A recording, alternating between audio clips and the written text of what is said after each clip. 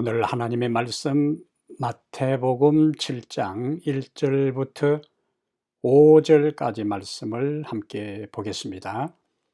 비판을 받지 아니하려거든 비판하지 말라. 너희가 비판하는 그 비판으로 너희가 비판을 받을 것이요 너희가 헤아리는 그 헤아림으로 너희가 헤아림을 받을 것이니라. 어찌하여 형제의 눈 속에 있는 티끌을 보고 내 눈 속에 있는 들보는 깨달지 못하느냐. 보라, 내 눈 속에 들보가 있는데 어찌하여 형제에게 말하기를 나로 내 눈 속에 있는 티를 빼게 하라 하겠느냐. 외식하는 자여, 먼저 내 눈 속에서 들보를 빼어라. 그 후에야 밝히 보고 형제의 눈 속에서 티를 빼리라.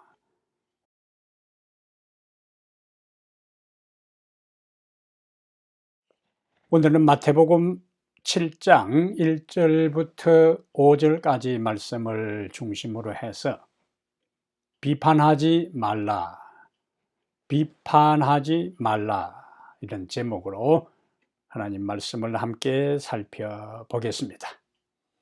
우리 속담에 몇 가지 재미있는 말들이 있는데요. 가랑잎이 솔잎들어 바스락거린다 한다 들어보셨죠? 가랑잎이 솔잎들어 바스락거린다 한다. 또 방송에서는 좀 적합하지 않은 표현이지만은 똥 묻은 개가 겨 묻은 개 나무란다. 똥 묻은 개가 겨 묻은 개 나무란다는 속담도 있죠. 둘 다 어떤 의미가 함축되어 있습니까? 자신의 모습은 모르고 타인을 정죄하는 것을 빗댄 말입니다. 제가 중학교 때에요, 겨울 방학이 되면은 서당에서 명심보감을 좀 배웠는데요. 그 명심보감에 아직도 기억나는 한 구절이 있습니다.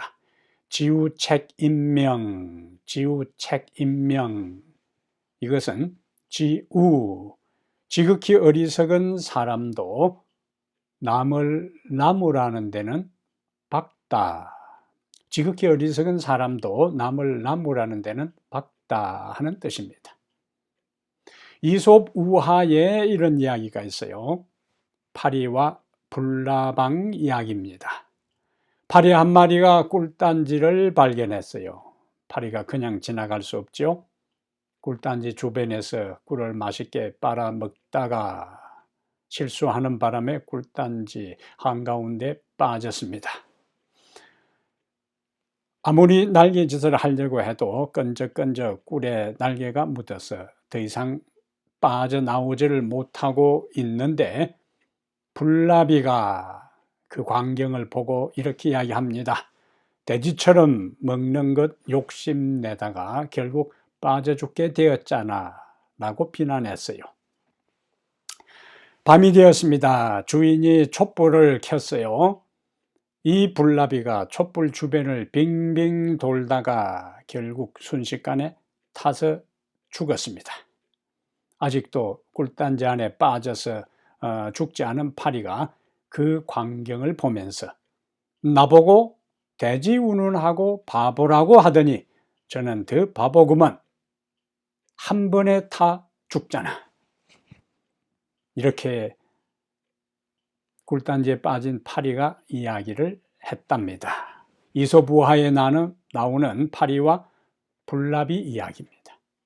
이런 모습은 바로 그 어느 누구의 모습이 아니고 우리 모두의 자화상이에요. 예수님은 오늘 본문을 통해 남의 티끌 잡는 데는 빠르지만 자기 눈에 들보, 큰 기둥입니다. 기둥, 나무 기둥, 들보는 잘 보지 못하는 우리에게 주시는 교훈의 말씀을 해주고 있습니다. 그렇다면 오늘 본문에서 예수님은 비판하지 말라는 총주제에서 우리에게 어떤 메시지를 주는지 오늘 우리가 하나하나 살펴보겠습니다. 첫째로 비판의 의미를 바르게 이해하라. 비판하지 말라 하면은 그냥 아무것도 다른 사람에게 비판하면 안 되는가 하는 의심을 가질 수가 있기 때문에 여기 비판이라 하는 단어는 심판이라는 것, 정죄라는 의미하고 같이 사용할 수 있겠습니다. 비판의 의미를 잘 이해해야 돼요. 그렇다면 예수님께서 오늘 본문에서 비판하지 말라, 비판을 받지 아니하거니 비판하지 말라, 너희가 비판하면 너희도 비판을 받을 것이고 너희도 헤아리면 너희가 헤아린 대로 헤아림을 받을 것이라고 했는데, 이 본래의 예수님의 의도가 무엇일까 하는 것입니다. 다른 사람의 잘못을 보면서도 그냥 묵인하고 모른 척하고 침묵하고 그냥 넘어가라는 말씀인가? 우리가 흔히 쓰는 말 가운데요, 좋은 게 좋은 것이다, 많이 들어보셨고 우리가 무엇이 중에 가끔 사용하는 표현입니다. 좋은 게 좋은 것이다, 종기종기다, 그렇게 단순하게 경상도에서는 표현해요. 좋은 게 좋은 것이다. 이 말의 의미를 가만히 뜯어보면요, 원칙을 지키기보다는 이를 적당히 무시하는 경우에 사용됩니다. 원칙보다는 유대관계에, 내가 원칙을 이야기했다가 인간관계에 문제가 생길 것 같으면 원칙을 양보하고 타협하면서 인간관계를 우선시하는 경우에도 좋은 게 좋은 것이다. 그래서 이런 말을 잘하고 이 말대로 잘 처신하며 사는 사람을 우리가 사람 좋다 그렇게 표현합니다. 다른 사람 듣기 싫은 소리 하지 않고 좋은 게 좋은 것이라 묵인하고 침묵하고 그냥 넘어가는 그런 사람들, 아, 그 사람 좋다 그렇게 이야기를 해요. 이런 태도는 인간적인 관계, 개인적인 관계에 있어서는 설령 그 살아가는 방식이 통용된다 할지라도 하나님의 말씀의 원칙을 따라 살아가야 하는 그리스도인들에게 있어서는 바람직한 삶의 자세와 태도가 아닐 수가 있습니다. 예수님께서 비판하지 말라라고 하신 것은 하나님의 말씀을 근거로 옳고 그름, 선과 악, 진리와 오류를 분별하고 판단하는 것까지도 금지하는 것이 아닙니다. 하나님의 말씀에 근거해서 선과 악, 진리와 오류, 이러한 것들을 판단하는 것까지도 침묵하라는 말씀이 아니라는 거예요. 그러니까 비판의 의미를 잘 이해해야 된다는 말씀입니다. 왜냐하면 성경의 여러 곳에 우리가 하나님의 말씀을 근거로 해서 참과 거짓, 진리와 오류, 옳고 그름을 분명하게 판단할 것을 요구하고 있어요. 요한복음 7장 24절에 외모로 판단하지 말고 공의롭게 판단하라 이렇게 나오잖아요. 외모로 판단하지 말고 공의롭게 판단하라고 합니다. 그리고 바울도 에베소 5장 11절에서 너희는 열매 없는 어둠의 일에 참여하지 말고 도리어 책망하라 나오잖아요. 열매 없는 어둠의 일에 참여하지 말고 도리어 책망하라. 어떤 사람이 유혹할 때에, 어떤 사람이 죄의 길로 갈 때에 같이 맞장구 치고 같이 동조하고 같이 참여하는 대신에 그 잘못된 것에 대해서 책망하라고요. 여기 책망하라 하는 단어는 영어 성경에는 expose라 그랬습니다. 드러내라 그랬어요. 그가 잘못된 것을 드러내라고 했습니다. 하나님의 말씀을 기초로 해서 죄를 드러내고 책망하라는 권면이 바로 에베소 5장 11절의 권면입니다. 바울은 또 로마서 12장 2절에서 너희는 이 세대를 본받지 말고 오직 마음을 새롭게 함으로 변화를 받아 하나님의 선하시고 기뻐하시고 온전하신 뜻이 무엇인지, 하나님의 온전한 뜻이 무엇인지 분별하도록 하라 그랬습니다. 분별하라고 했어요. 요한계시록 2장에는 요한계시록 2장 2절과 3절에는 최초 초대 교회의 모습을 이야기하면서 예수님께서 에베소 교회의 사자에게 편지하면서 에베소 교회의 칭찬의 말씀을 하시는데, 오늘 본문과 연결해서 보면은 에베소 2장 2절과 3절에 내가 내 행위와 수고와 내 인내를 알고, 에베소 교인들의 사항을 예수님께서 아신다는 거예요. 인내와 수고를 알고 또 악한 자들을 용납지 아니한 것과 자칭 사도라 하되 아닌 자들을 시험하여 그의 거짓된 것을 네가 드러낸 것을 아노라. expose, 드러냈다.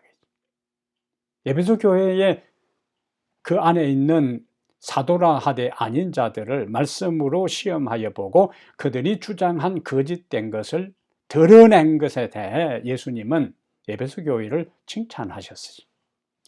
그러므로 예수님이 비판하지 말라라고 금하신 것은 자신은 도덕적으로 더 우월하고 마치 재판관이나 된 듯이 다른 사람의 잘못을 찾아내 가혹하게 정죄하고 얕잡아보고 업신여기는 태도에 대한 것을 예수님께서 문제 삼으신 것입니다.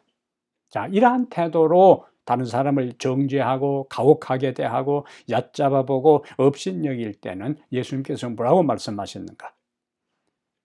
비판하는 그 비판으로 너희가 비판을 받을 것이요 너희의 헤아리는 그 헤아림으로 너희도 헤아림을 받을 것이다. 그렇게 말씀했어요. 하나님도 그렇게 우리를 판단하시고 하나님도 그렇게 우리를 대우할 것이라는 말씀이지요. 로마서 2장 1절에는 그러므로 남을 판단하는 사람아, 누구를 막론하고 네가 핑계하지 못할 것은 남을 판단하는 그것으로 네가 너를 정죄함이니 판단하는 네가 같은 일을 행함이라. 다른 사람을 정죄하고 판단하고 비판하면서 자신도 같은 일을 했을 때에는 오히려 판단하는 그것 때문에, 비난하는 그것 때문에, 정죄하는 그것 때문에 오히려 정죄당하게 될 것을 로마서 2장 1절에 말씀을 하고 있어요.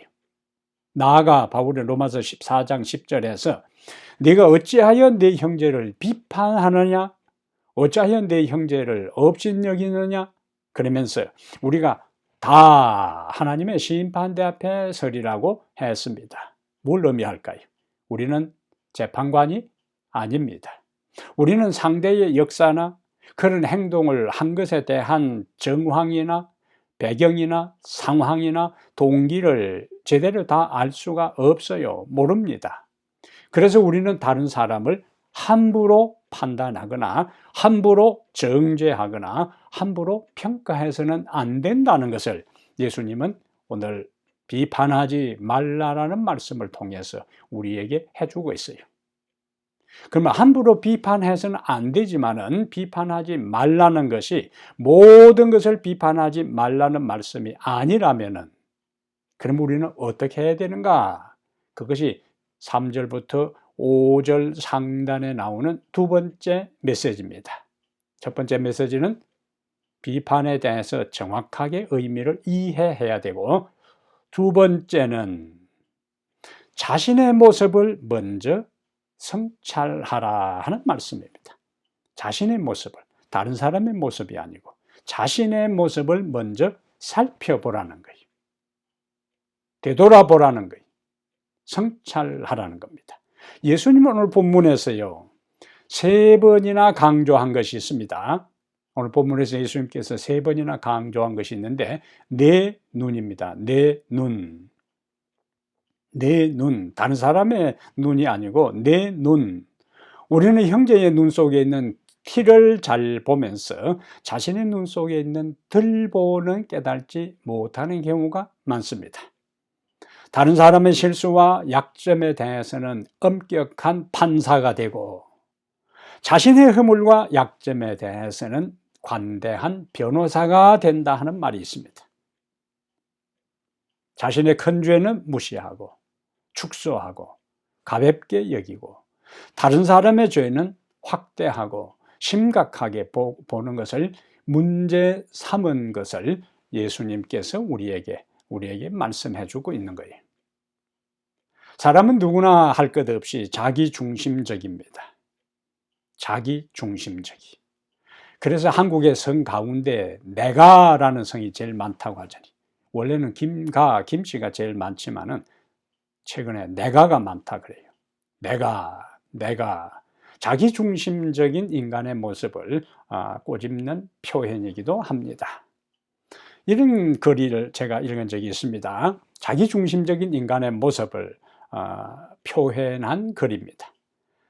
만일 그가 일을 끝내지 못했다면 그는 게으른 사람이라고 이야기하고, 내가 아직 일을 끝내지 못했다면 내가 다른 할 일이 있었고 내가 꼼꼼하게 일을 처리했기 때문에 그렇다고 말합니다. 내가 횡단보도를 건널 때 빨리 건너지 않는다고 운전사가 빵빵거리고 크락션을 울리면은 인내심이 없다고 불평하는데, 내가 자동차를 운전해 갈 때에 천천히 걷는 행인을 볼 때는 내가 크락션을 누리는 것을 당연하게 생각합니다. 아들이 설거지를 하면은 미워 보이고 사위가 설거지를 하는 것을 보면은 예뻐 보인다 그래요. 남편이 설거지를 하는 것은 애처가고 다른 남편이 설거지를 하는 걸 보면은 공처가라 그래요.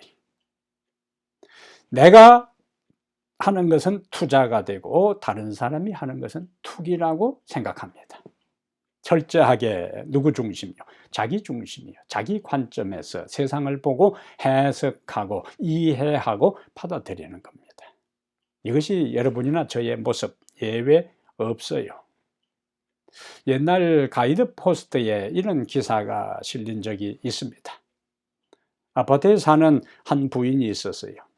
그 부인은 종종 그 응접실에 나와서 커피도 마시고 신문도 보고 또 책도 읽었습니다. 그런데 한 골목 건너편의 아파트 동일층에 거실이 보이는데, 거기도 보니까 한 부인이 종종 나와서 책도 읽고 뜨개질도 하는 것을 보았어요. 몇 달이 지난 어느 날 이 부인이 거실에 나와 건너편 거실을 보는데 부인이 잘 보이질 않고 흐릿하게 보이는 것이었습니다. 이때 무심코 그 부인의 입에서 이런 말이 나왔습니다. 창문이나 제대로 닦고 책을 읽고 바느질을 하지, 게으른 상태에서 책만 읽으면 뭐하나, 이런 말이 자기 입에서 불쑥 튀어나왔어요. 며칠이 지났습니다. 이 부인은 봄에 날씨도 따뜻하고 시간도 여유가 있었기 때문에 자기 집에 대청소를 하고, 그리고 베란다의 창문도 말끔히 닦았습니다. 오후가 되어서 이제 청소를 다 마치고 여유롭게 커피잔을 들고 나와서 여느 때와 다름없이 건너편 거실을 보는데, 오늘따라 그 건너편의 거실이 제대로 보이고 그 부인이 책을 읽는 모습도 자세히 선명하게 보이는 것이었습니다. 순간적으로 그의 머리를 스치는 생각이 있었어요. 이전에는 저 부인이 게을러서 창문을 제대로 안 닦아서 그 집 거실이 보이지 않는다고 내가 불평하고 속으로 그 옆집 여인을 욕했는데, 우리 집 창문을 내가 제대로 닦아 비가 온 다음에 제대로 닦지 않아서 건너편 거실이 제대로 보이지 않았다는 것을 그제야 깨닫게 되었다는 이야기지요. 종종 우리는 이런 실수를 저지를 때가 있습니다. 그래서 주님은 다른 사람의 허물을 보고 지적하고 견책하고 말하기 전에 자신을 먼저 살피라고 우리에게 말씀하시는 것이지.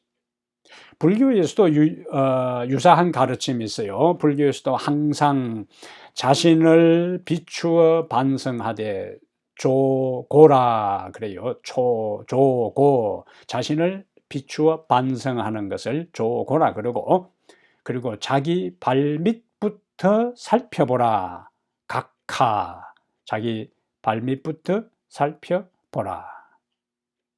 자신을 비추어 반성하고 자기 발밑부터 살펴보라는 것, 조고각하. 다른 사람을 비판하기 전에 자신의 과거의 은행을 돌이켜보고 가까운 데를 더 조심하고 신경 써야 한다는 가르침이죠. 산상보훈 128페이지에는 이와 같은 주옥 같은 말씀이 있습니다. 산상보훈 128페이지에 그대는 선을 행하기 전에 먼저 선하게 되어야 된다. 선을 행해서 선한 사람이 되는 것이 아니고 선을 행하기 전에 먼저 선하게 되어야 한다고 강조해요. 그대 자신의 마음이 그리스도의 은혜로 겸허하고 순수하고 부드러우기 전에는 다른 사람을 변화시킬 감화력을 발휘할 수 없다. 그대에게 이런 변화가 이루어지면 어떤 변화인가? 겸허하고 순수하고 부드러워지게 될 때에, 이런 변화가 우리에게 일어나게 될 때에, 그리고 다른 사람을 축복하기 위하여 생애하게 되면은 장미등굴이 향기로운 꽃을 피우고 포도나무가 자색 포도송이를 맺는 것과 같이 자연스러울 것이라고 했습니다. 먼저 자신을 살피고 먼저 자신의 죄를 성찰하고 하나님 앞에 그것을 해결하고 다른 사람의 잘못을 돕기 위해서 가까이 나아갈 때에 비로소 소기의 효과, 결과를 볼 수 있다는 말씀입니다. 이런 은혜를 경험하게 되기를 바랍니다. 자, 그러면 세 번째, 비난에 대한, 비판에 대한 의미를 제대로 이해하고 먼저 우리들 자신들을 성찰하고 살핀 다음 어떻게 해야 되는가? 세 번째, 다른 사람을 바른 길로 인도하라. 그것이 오늘 본문 7장 5절의 말씀이요. 다른 사람을 바른 길로 인도하라. 외식하는 자여 먼저 내 눈 속에서 들보를 빼어라.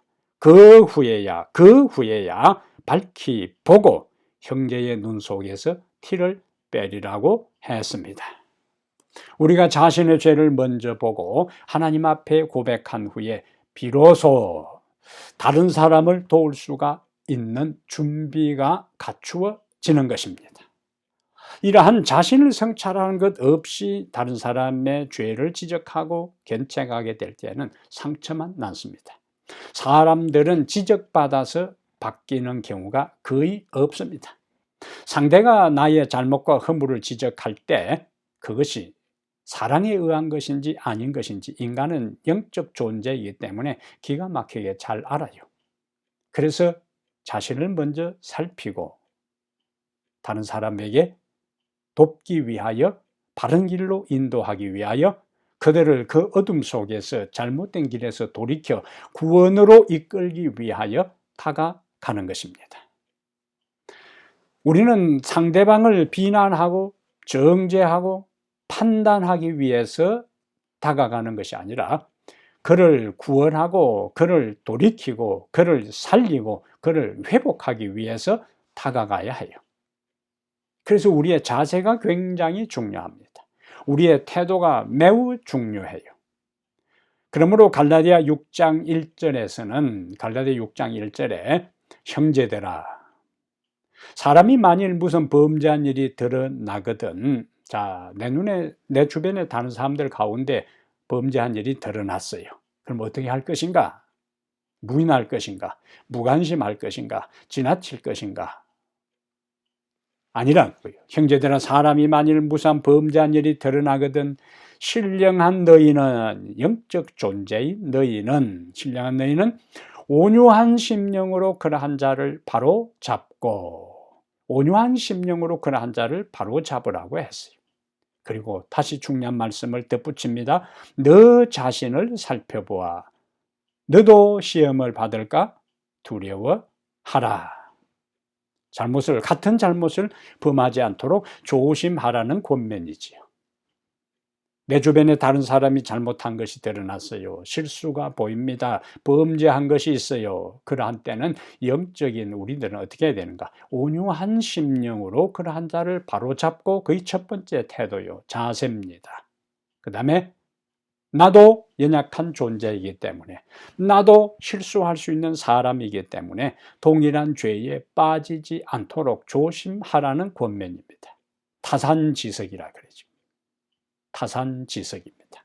다른 사람의 실수와 다른 사람의 연약함에서 내 자신을 보고 나도 그와 같은 동일한 죄와 실수와 허물에 빠지지 않도록 조심하라는 것이 갈라디아 6장 1절의 말씀이에요. 또 다른 우리의 마음가짐은 무엇일까요? 다른 사람을 바른 길로 인도하기 위한 또 다른 우리의 마음가짐과 자세가 있습니다. 우리는 실수하고 연약한 자를 불쌍히 여겨야 돼. 실수하고 연약한 자, 넘어진 사람을 불쌍히 여겨야 돼요. 에베소 4장 32절에 서로 친절하게 하며 불쌍히 여기라. 서로 친절하게 하며, 여기는 일방적인 것이 아니에요. 서로 친절하게 하며 불쌍히 여기며, 이렇게 하는 사람에게 예수님께서 주신 중요한 약속이 있습니다. 예수님께서 다른 사람에게 친절하고 불쌍히 여길 때에, 그리고 그 사람을 살리기 위하여 온유한 심령으로 그러한 사람을 바로 잡을 때, 그러한 사람에 주신 중요한 축복의 약속을 해 주신 것이 마태복음 5장 7절 가운데 팔복 중에서 이 말씀이에요. 어떤 말씀일까요?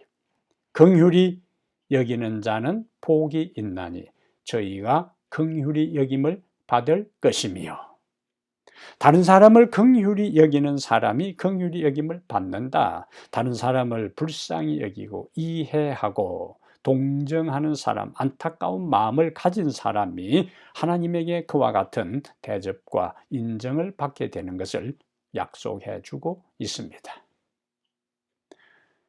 엘렌 지 화이트는 산상본 129페이지에 또다시 우리에게 이렇게 권면해요. 산상본 129페이지, 유순한 정신과 친절하고 마음을 끄는 행동이 실수한 사람을 구원하며 허다한 죄를 가리워 줄 수 있다.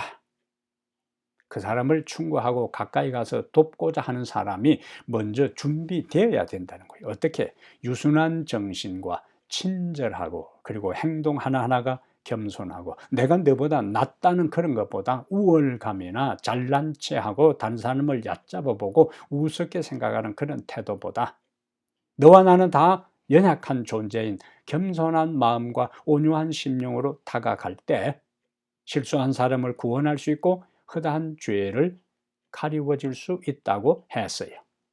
자, 그대의 품성을 통해 그리스도께서 나타나실 때 우리의 말과 우리의 눈빛과 우리의 얼굴 표정과 우리의 행동에서 예수님이 나타나실 때에 우리가 접촉하는 모든 사람에게 변화시키는 능력을 주실 것이다. 상당히 중요한 말씀이지. 내 주변의 사람들에게 감화를 주고 감동을 주고 변화를 일으키려면 내가 먼저 하나님의 은혜로 변화되고 내가 먼저 하나님의 모습, 예수 그리스도의 모습으로 변화될 때에 내 주변의 사람들에게 감동과 은혜를 주고 그들이 예수 그리스도의 모습으로 변화될 수 있는 강력한 영향력을 발휘할 수 있음을 여기서 말씀하고 있어요. 우리가 매일 그리스도 안에, 그리스도께서 그대 안에 나타나시게 하라. 매일 일상에 살면서 예수님이 내 생애의 중심에서 내 생각, 내 삶 중심, 나의 모든 인생의 목적, 우선순위가 될 때 그것이 은연중에 다른 사람과의 관계에서 나타나게 될 것이고, 그러한 준비가 갖추어진 사람이 다른 사람을 권면하고 다른 사람에게 하나님의 말씀으로 올바른 길로 인도하려고 할 때 어떤 약속이 있는가?